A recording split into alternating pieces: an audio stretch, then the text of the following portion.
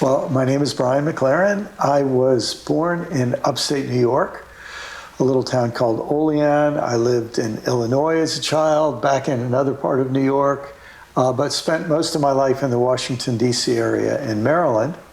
And for the last 15 years, I lived in Southwest Florida. Great. Just if you could describe for me your childhood. Yeah. Like I don't know what circumstances Sure. you're from or your schooling. Just give me a sense of the early part of your life. Great. I was born way out in the country in upstate New York. My dad was a doctor in public health. So his work focused on rabies and hoof and mouth disease and things like that. And so that gave me a love for nature from my youngest years. We were a very conservative Christian family. Fundamentalist would have fit the kind of religious framework of my childhood. Fundamentalist groups are usually very tight-knit and very warm and very intense in their commitment. And you know, in many ways, those are assets when you're growing up. There are liabilities, too, that you often experience when you grow up fundamentalist, or at least some of us do. We moved a few places, ended up in the D.C. area. So I really grew up my real childhood took place in the Maryland suburbs of Washington, D.C. I was a public school kid, piano lessons, playing kickball in the street after school. Lots and lots of kids my age. It was kind of a baby boomer neighborhood, new neighborhood where all the parents moved because there were brand new schools and all the rest. Great childhood. I always loved music as well, so I played in lots of bands. And when I got a little bit older, I played in a rock and roll band and played sax in a jazz band. And so that was a big part of my life growing up. And what were the early messages about spirituality or faith? The fundamentalist Christianity that I grew up in was really focused on sin. So spirituality was in many ways sin avoidance and sin management. How to make sure you're forgiven for what you've done that's wrong. And so the sense that your life was being scrutinized by God at every moment. And there was both the sense that I was loved by God, but also it would be easy to get in trouble. A little bit like having a very strict parent. And I was a firstborn child. I wanted to do what was right, so I paid attention, and I was a good student in school and a good student at church. I learned what I was supposed to learn. I think by the time I was 10, 11, 12, I started thinking there were going to be problems for me, largely because I loved science. And like a lot of boys that age, I loved learning about dinosaurs and trees and oceans. And I really found evolution to be intriguing. It made so much sense to me. And I knew that in my church, we were not allowed to believe in evolution. So in many ways, my spirituality became kind of two-track. What I knew that my religious community expected and desired, and what I knew I couldn't go along with. So I was going to have to kind of find my own path. Do you remember the moment at which you felt that there were two tracks? Well, a moment for me really occurred somewhere 12, 13, maybe even 14 years old. But I remember I must have asked a question in my Sunday school class about evolution, because I remember my teacher, who was he wasn't a super well-educated guy, but he was a sincere guy. I mean, anybody who volunteers to be Sunday school teacher for middle school kids, they've got some nice bones in their body. And he I just remember him saying, you have to make a choice. You can either believe in God or in evolution. And I remember thinking, okay, 4, 5, 6 years and I'm out of here. I have to go along with this while I'm a kid. But when I'm older, I'm going to have some different future. So I really would have expected I would have become kind of an anti-religious person in many ways. But then, not too long after that, I was 14, turning 15. Some of my neighbors invited me on a retreat, and a youth retreat. Well, we didn't have really anything like that in my religious background. So I went on this retreat and had a really transformative spiritual experience where something happened to me that really set me on a different course. Tell me about what happened. On this retreat, maybe I could say it like this. In my upbringing, we were very focused on being right. We weren't focused on experience. We were focused on beliefs and dogma and having the right belief set. And this retreat was different. They were focused on personal experience. And so the afternoon, Saturday afternoon of the retreat, they took maybe an hour or maybe even 2 hours, and they sent us all off on our own. And they just said, find a place and talk to God. Well, I sort of knew about saying prayers, saying a prayer before a meal or saying prayer before going to bed at night, or the kind of prayers that were said at church. But the idea of just going and talking to God certainly wasn't a real part of my life. And I went and climbed up in a tree, and it wasn't a especially spiritual feeling because there were ants crawling all over me and mosquitoes and everything else. But I remember very sincerely saying, what do I really want in life? And I remember I prayed, I hope that I will experience the most beautiful sights and sounds. I hope I will experience the most beautiful feelings. And if I can experience that, I think the word beautiful was the word for me that afternoon. If I could experience that, I would be satisfied. And I basically said, I hope, God, if you're there, that's something I could experience. And there wasn't anything very profound that happened, but it was a very sincere, I think in some ways it was my first prayer where I was saying what's really down inside of me, what do I really want? And then later that night, they had a program, and at the end of the night, we all went back to our cabins, and a few friends of mine and I had arranged to sneak out of our cabins and meet. We weren't planning any mischief, we just wanted to hang out. So we went out on this hillside, and I think there were 4 or 5 of us. For some reason, I pulled away from the others. I went back, and I remember sort of lying back in the grass, looking up in the stars. It was a beautiful, clear night. And I remember having this sense that whatever God was in the beauty of the stars and in the awesome vastness of space. And I just had this feeling that I was loved, and that whatever God was love, and that I was loved. And I remember having this feeling that every star was loved, and that every blade of grass, and that the trees, and there were cows in a field on the other side of some barbed wire. And I just remember feeling every single thing is loved, and I'm part of this thing, that I'm loved. And I started to cry. I actually was a little bit afraid. I thought, am I having like a mental breakdown? It wasn't stress or anything bad. It was wonderful, but it was just this feeling that was so big, I thought I might explode. I remember praying, whatever's happening, I can't take much more of this.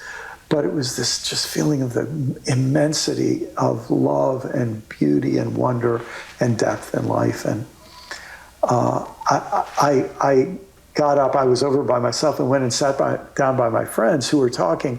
And I'd been away from them for 20 minutes maybe. And we were, in high school, and we were thinking about leaving school to go on with our lives. And when I came and sat by my friends, they were saying these things that we never said to each other. It was a couple guys, a couple girls, but they were saying like, I love you guys, I love you. And I'd never heard my friends say anything like that to each other before. And I just remember feeling at that moment, just the tears came back. I couldn't talk to them because I just felt the beauty of what was happening. And I felt whatever I had prayed earlier in the afternoon, I remember thinking, maybe I'm going to die now because everything I asked for, I've already experienced.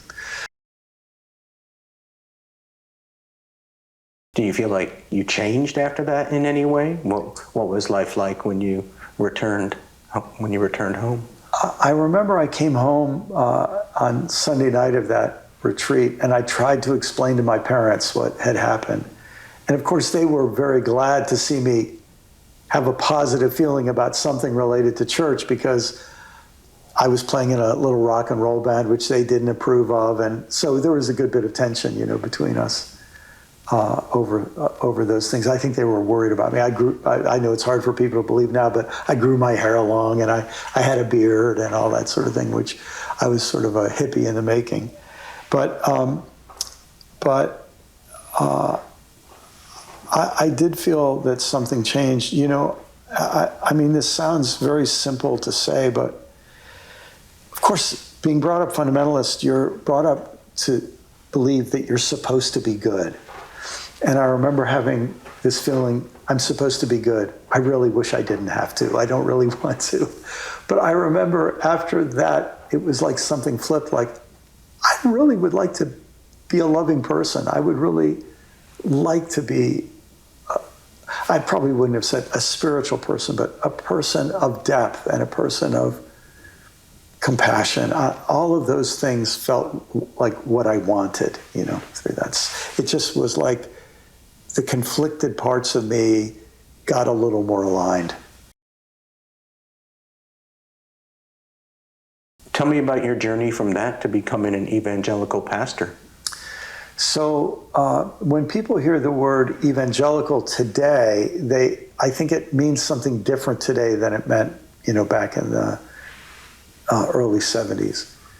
And when you grew up fundamentalist, evangelical was a lot more liberal and open than fundamentalist. So when I was in the evangelical world, I never planned on being a pastor.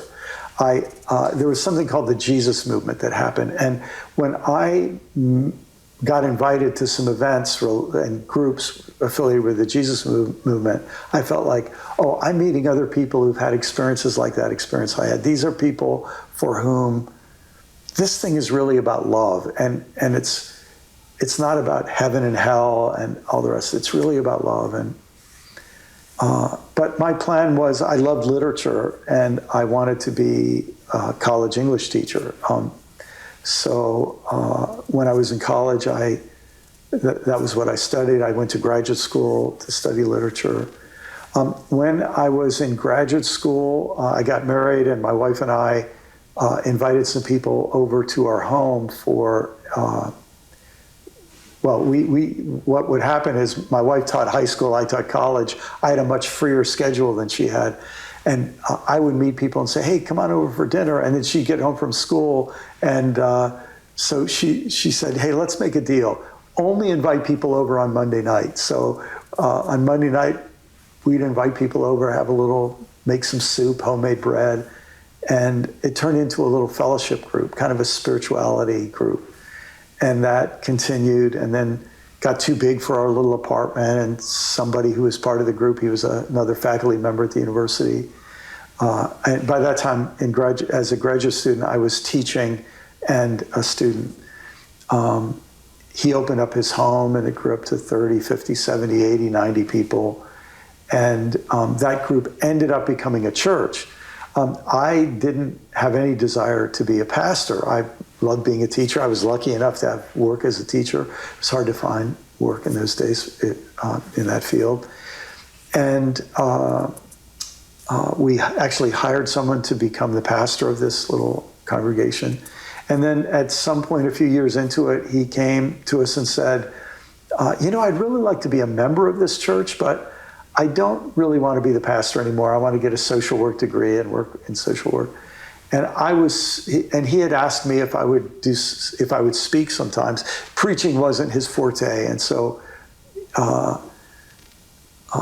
because I was a teacher, I was comfortable doing that. So I'd been doing some of the teaching. So our little leadership group said, well, look, you're teaching twice a month. If you just upped it to 4 times a month, So I ended up, I continued to teach, but became kind of the part-time pastor of this little congregation. And then eventually I left teaching and worked full-time. So I sort of slid into the pastorate indirectly. Yeah. Was there a spiritual shift for you during those years? So I should say 2 things really were very significant. I didn't have traditional seminary training. I had a graduate degree in literature. But in the early 70s, when I was in graduate school, something that people now call postmodern philosophy was really entering the American Academy through English departments. It came through literary criticism. And I remember being exposed to that in the mid-70s, and I remember thinking, this is a different way of thinking about everything. It's a different way of thinking about literary texts, and the Bible is a literary text. But it's also a different way of thinking about reality.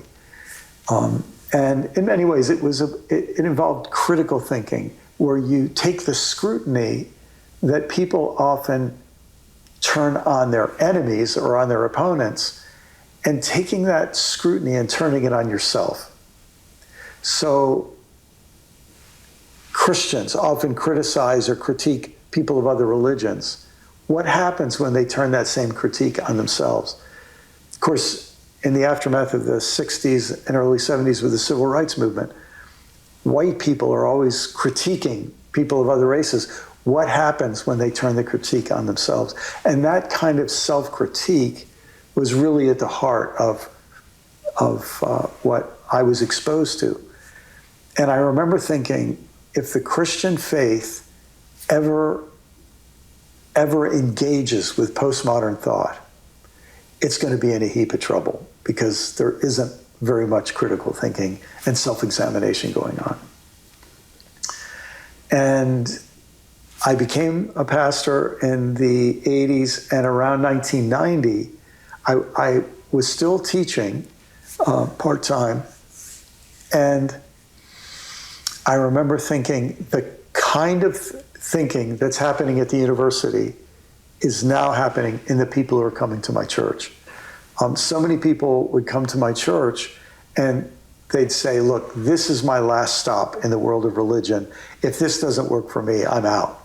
The majority of them were Catholic. Some were different kinds of Protestant. We had numbers of Jewish people who'd get invited and come. And everybody was the same in this. They were given this traditional, uncritical, somewhat believe it because we say so kind of theology that just didn't seem to fit the real world where they lived, and they were looking for some more space. So around 1990, when I realized that I wasn't going to be able to avoid that kind of critical thinking, I went through, and I should also say that coincided, we had 4 children, we have 4 children, and our third born was diagnosed with cancer in 1990. And he went through 3.5 years of daily chemotherapy and came through. But those 3.5 years were tough. And I was going through a lot of theological questioning, a lot of the easy answers that I'd been taught that I didn't necessarily, I wasn't deeply committed to, but I had just never given myself permission or had a necessity to really challenge them. And I began doing that in the early 90s. And as soon as my son was through treatment, in some ways there'd been a bit of an adrenaline rush from 3.5 years of chemo. When he was through treatment, I just felt like as a pastor, I'd accumulated not only my own questions and doubts, but also the questions and doubts of all the people in my congregation who'd come to me with their struggles. And I spent several years kind of taking apart everything I'd been taught and deciding what do I want to put aside and what matters most to me. And those were tough years. There were many days I thought, I'm going to have to quit this business. I can't work in this work anymore. Or I thought, whether or not I can do it in my own integrity, the people won't want me to be honest about my deeper questions. So it was a challenging few years.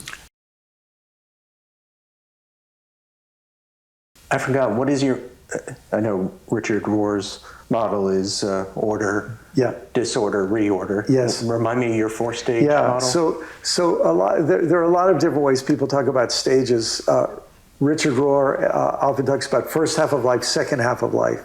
And then he complexified it a little bit to talk about order, disorder, and reorder. So that's sort of intermediate stage. And I independently come up with a 4-stage way of describing it: simplicity, complexity, perplexity, and harmony. So you're speaking about the perplexity time of your life. Yes, and in many ways, in graduate school, my toes came up to the edge of perplexity.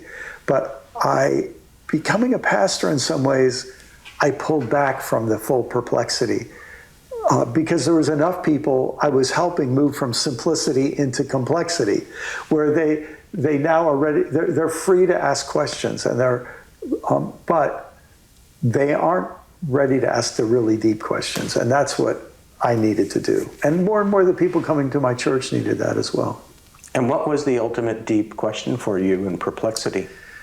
Well, I probably would say it differently now than I would have said it then, just because I kind of can see how the whole process unfolded. But one way to say it would be that the notion of God as supreme being that had all kinds of patriarchy wrapped up with it.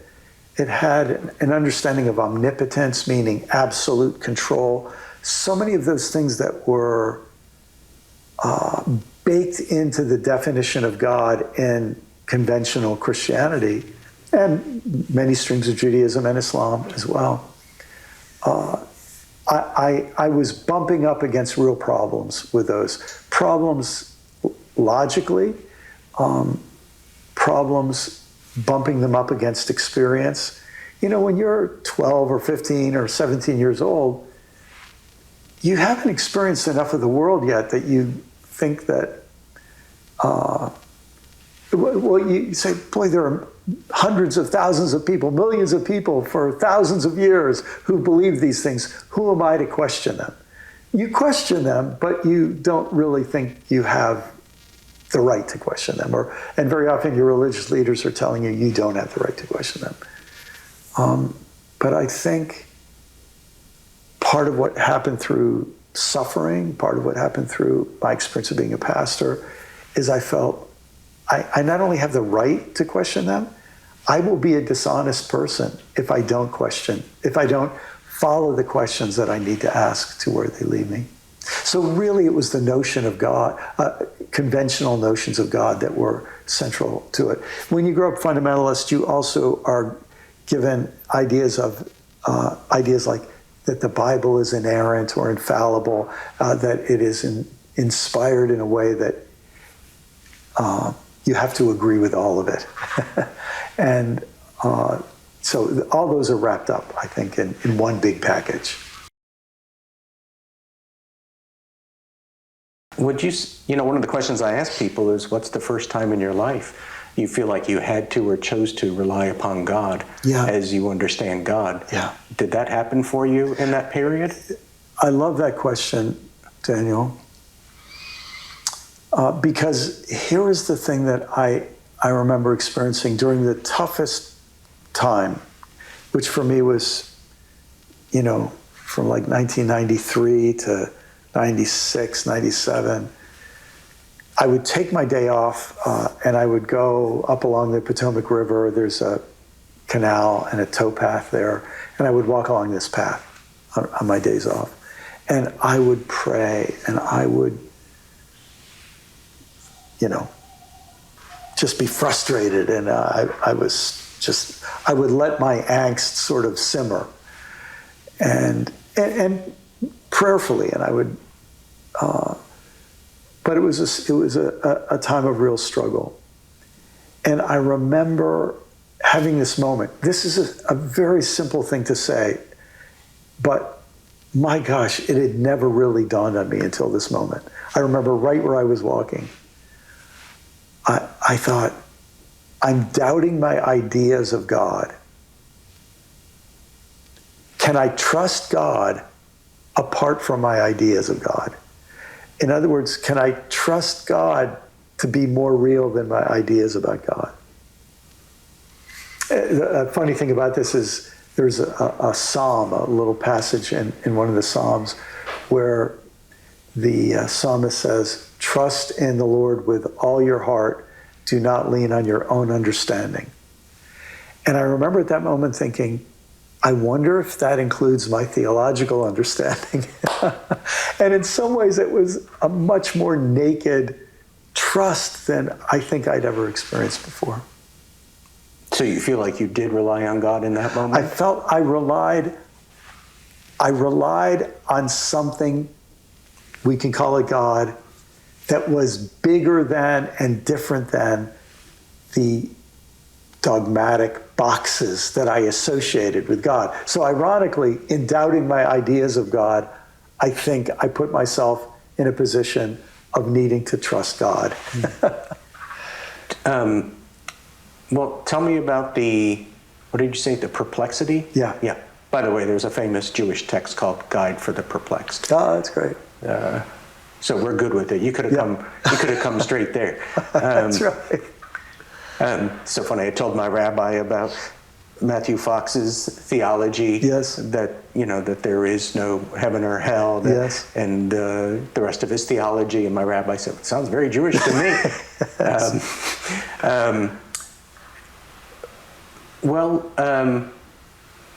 Yeah. Tell me about the perplexity that led you to. Like, was there an event? I know maybe you can speak about that led you to a different relationship with God or a different understanding of God? Yeah. So a couple things about my experience of moving from simplicity, where everything is easy answers, black and white, in or out, very dualistic, to complexity, where you have to deal with multiplicity and you realize different people have different beliefs and you start taking different points of view seriously. You realize that the other are people with just as much of their own experience and indoctrination and struggle as you are, into this realm of perplexity where you say, okay, well, how do I want to live? What do I do now? In some ways, now the dogmatism has lost, it's a little bit like a horse, the bit and bridle are out of your mouth of the dogmatism. Well, where do I want to run? What do I want to do?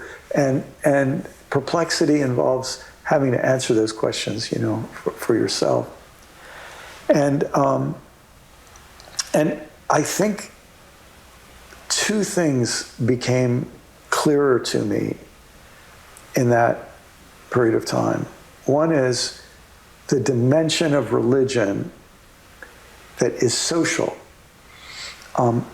It has to do with an arrangement with other people. And different groups, there are all these unwritten contracts. And you have to agree on certain concepts or beliefs to be included. If you don't agree with these ones, you're not included, you're excluded. You're not only are you excluded from the group, you're seen as evil. Well, when you already have status and all of the benefits of belonging in a group, and now you're shaking some of those things that the social threat of rejection makes the doubt of perplexity weighty. It's a weighty decision. If I change my view on this, I won't belong with the people who I belonged with, and so there's this process of saying, am I willing to risk rejection, to be honest with what I actually think? And some people would say, well, of course, you just be honest. But I don't think, people who say that, I don't think have ever been part of a high control, high commitment religious group. And one of the things that happened to me in those years is I would try to let out in my sermons and conversations with people in my congregation that I was asking these questions. And I felt I was on an edge, and I could very easily go too far and get fired. And different people would come and leave the church. They'd say, I think you're liberal or something like that. It was one of the worst words you could be called. But one of the members of our little leadership team, we were about to go away on a little leadership retreat for planning and so on.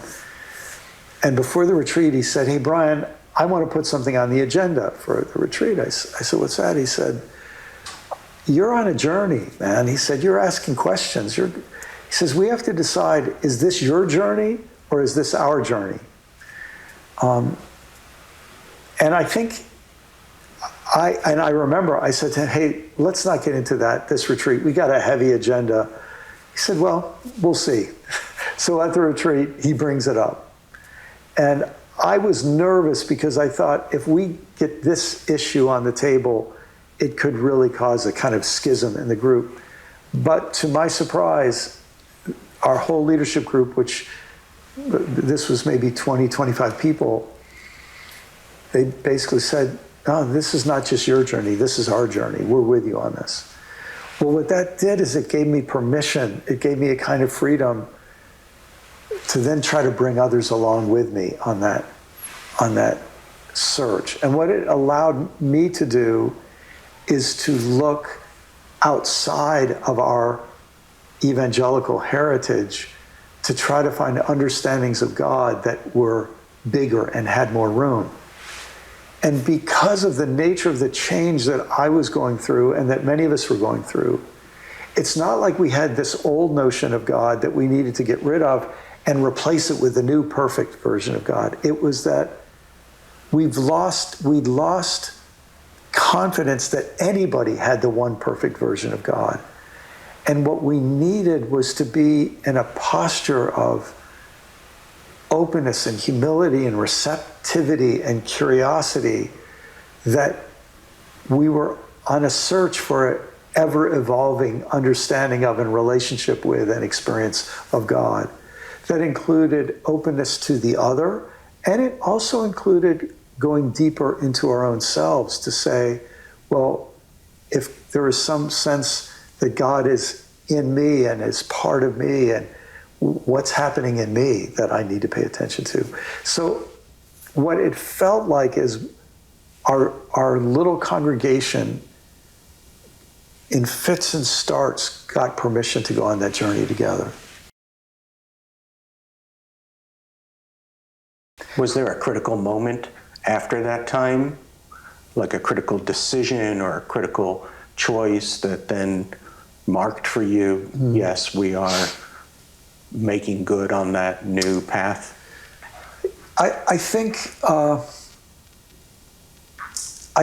that retreat was very significant for me because I felt I had permission from these people that I trusted with. And I didn't want to just go leading people off into a ditch somewhere, so that was significant for me. But I think there wasn't a single moment after that because it was constant issues and decisions and so on. So for example, this was in the 1990s.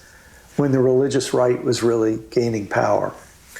And I remember we had some people who were dear friends and deeply involved in our church, and they wondered why we weren't involved in the pro-life movement. And I had no problem with them being involved in the pro-life movement, but I didn't want our church to be affiliated with that. I sensed that whatever the religious right was about, it wasn't anything I wanted to be. I felt they maybe had a few good points, but there was an awful lot that I didn't resonate with. Felt like it was taking people exactly back into what we were trying to get out of. And so they left the church, and there were just story after story, and it was this issue or this issue or this issue that people would have. And every time they left, we'd have to make the decision, we're going to keep moving forward, we're going to keep moving forward. Another one was back in the 90s in Maryland, gay marriage wasn't legal, so marrying gay people wasn't possible. But we had a lot of gay people in our church, and some people started through the influence of the religious right, wanting us to purge them, or tell them to change, as if that was going to work. And so when we made decisions like that to say, we are not going to stigmatize gay people, and after I left the pastorate, it became legal to marry people in Maryland, to marry gay people in Maryland.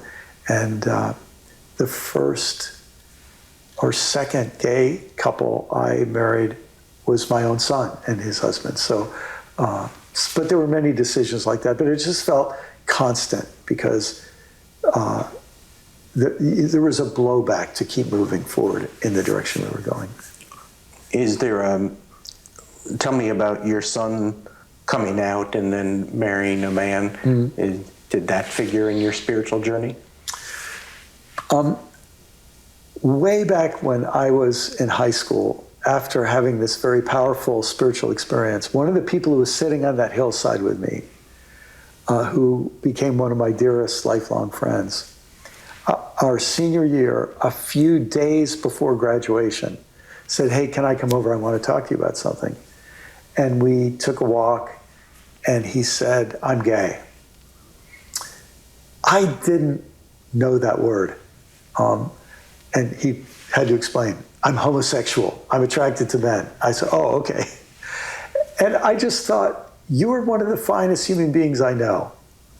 So that doesn't change anything between us, But I knew that in the religious world, that was not acceptable. So I just lived with that tension. And through the years as a pastor, it was way beyond all statistical averages, the number of people who came out to me. But I guess because I was trusted and they felt I wouldn't judge them, or, they would come and ask me for help. And so I never had bought the conservative line about, and in some ways because I had that experience in my teenage years that whatever God is love, I wasn't going to write anybody off. But as the culture wars intensified in the 90s, you couldn't just be tolerant. You had to take a stand. And if whatever stand you took, it either meant that you would drive the gay people away or you would drive the anti-gay people away. And so we had to make those choices. And that happened before my son came out.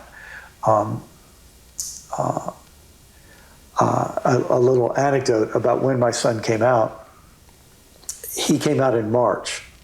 And in December, the year, just 4 months earlier, a friend of mine contacted me and said, "Brian, there is a church in Little Rock, Arkansas. The pastor is gay. He really likes your books. Would you," and he wanted to ask you if you would speak at a big conference that they host, but it's sort of known as a gay conference. And so if you were to speak there, it'll put a target on your back for a lot of the conservative folks. And so this friend of mine said, I'm sort of the go-between. I don't want to. He asked me for your contact information. I don't want to get his hopes up if it's not something you're ready to do. I said, of course, I'd be happy to do it. So I went and spoke at that big event in December, which then gave a chance for people who, who disagreed with that to go to social media and let their opinions be known. I was so glad that happened in December, because I was not one of those parents who thought my son was gay. I really didn't think he was gay until he came out. And when he came out, he's such a responsible, bright, sharp person. Oh, okay, he's gay. And then I can't remember, it was 1 or 2 months later, my youngest daughter came out as lesbian. So of 4 kids, I have 2. I have a gay son and a gay daughter. And I just was able to perform the wedding for my daughter a few months ago. Beautiful. Yeah.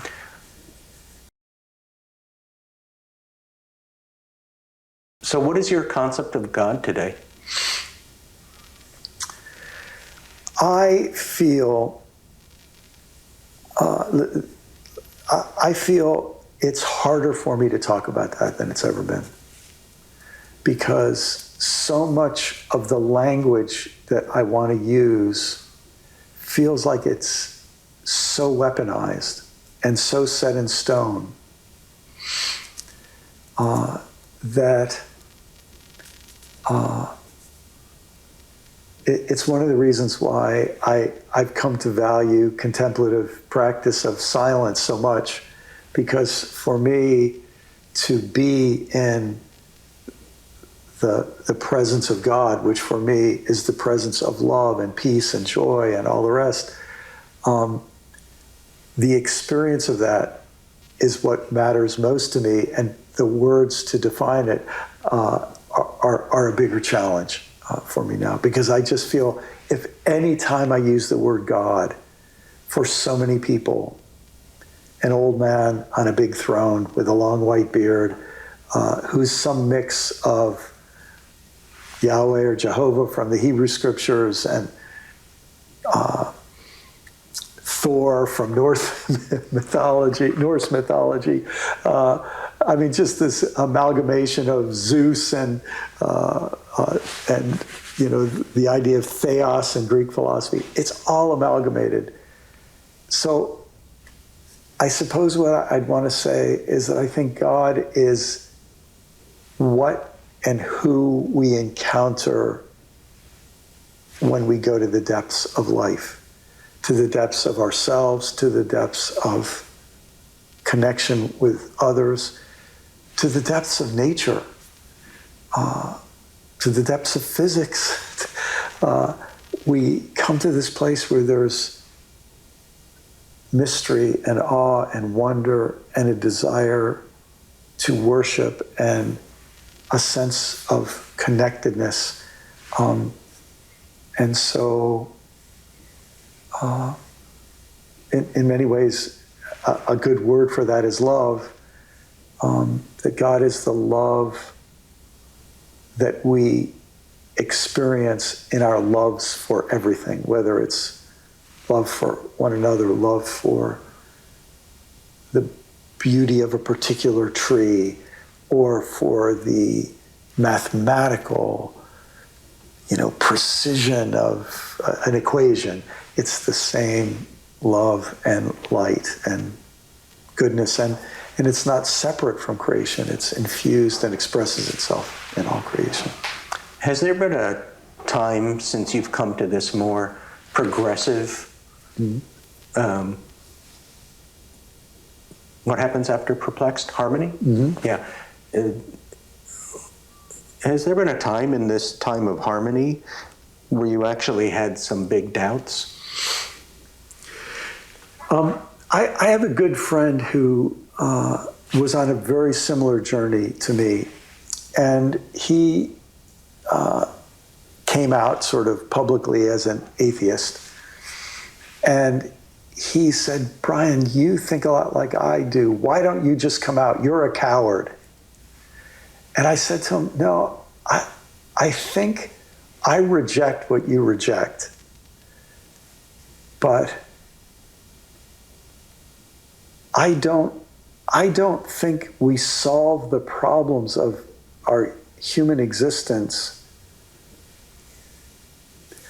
I don't think we solve all of our problems by rejecting any notion of God or any language of God or any search for these deeper mysteries and connections in life.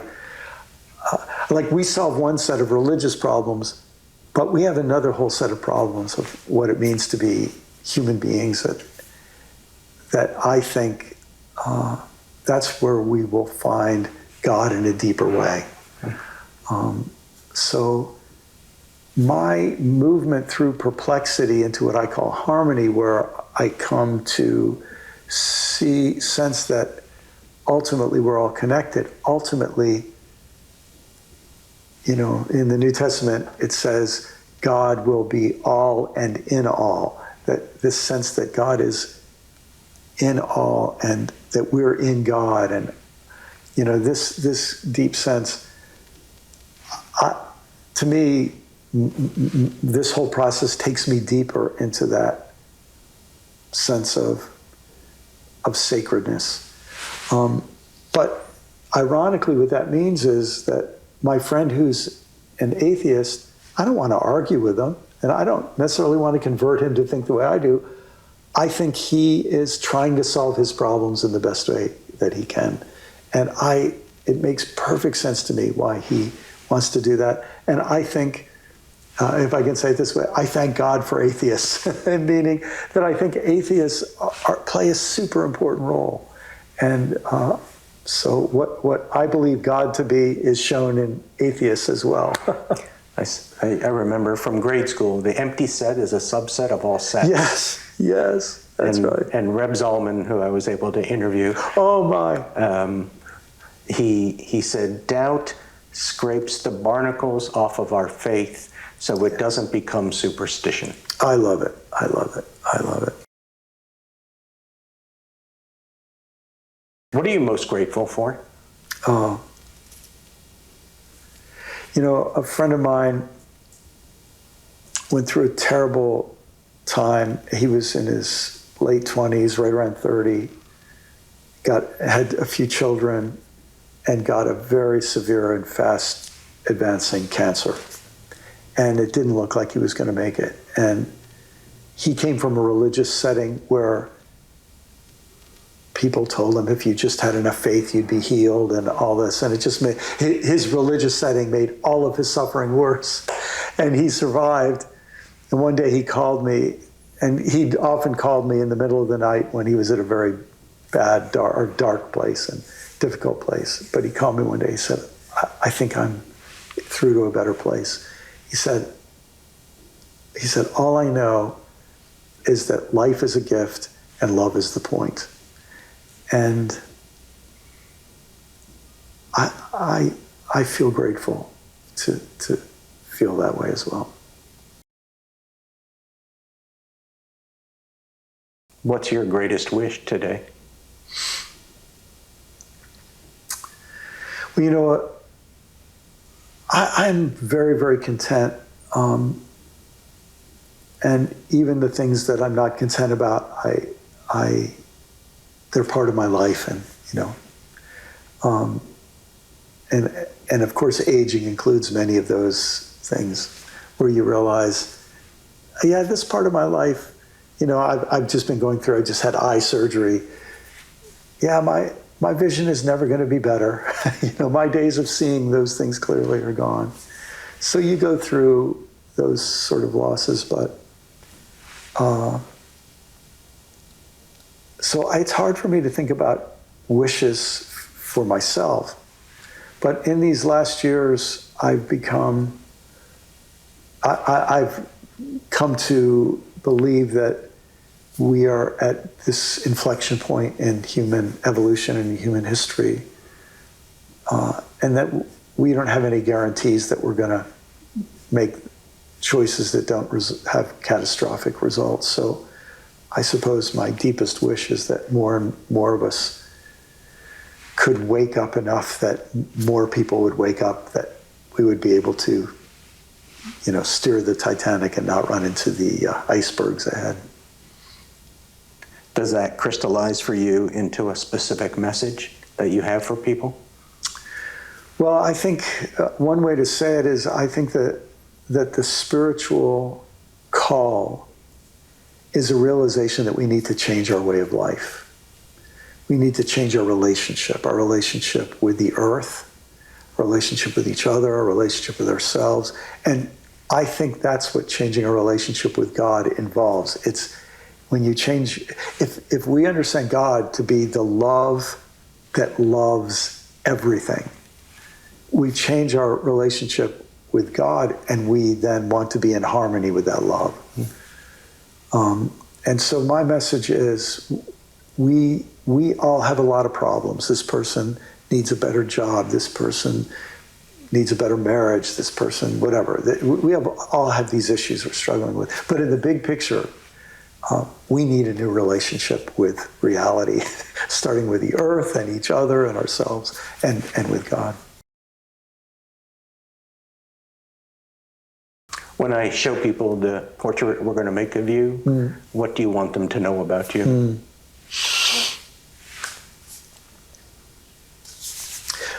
Well, I hope they see a guy who's getting older but still feels like a little kid with a lot to learn.